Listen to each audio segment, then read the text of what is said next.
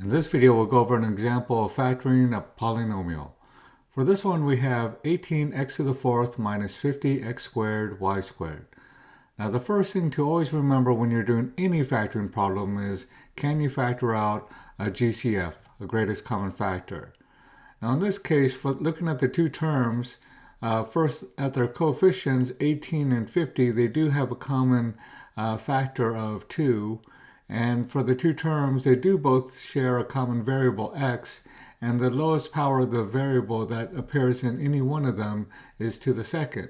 So the GCF in this case would be 2x squared, and when we factor that out, we'd have left over 9x squared minus 25y squared.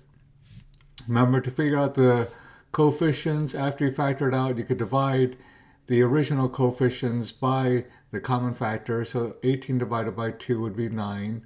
The 50 divided by 2 is the 25. And when we factor out the variables, you know, we factor out two of the x's, so we still have 2 x's left over in the first term and none of the x's left over in the second term. So we next look at what's inside the parentheses.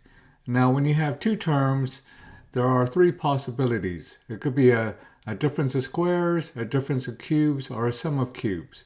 Now, you look at each term to see are they something squared or something cubed.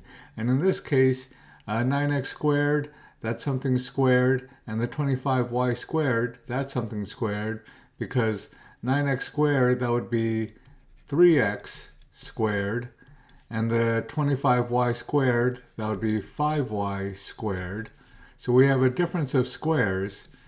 And remember, the difference of squares formula is that if you have a squared minus b squared, that factors to a minus b times a plus b, or a plus b times a minus b, because that multiplication is a commutative operation.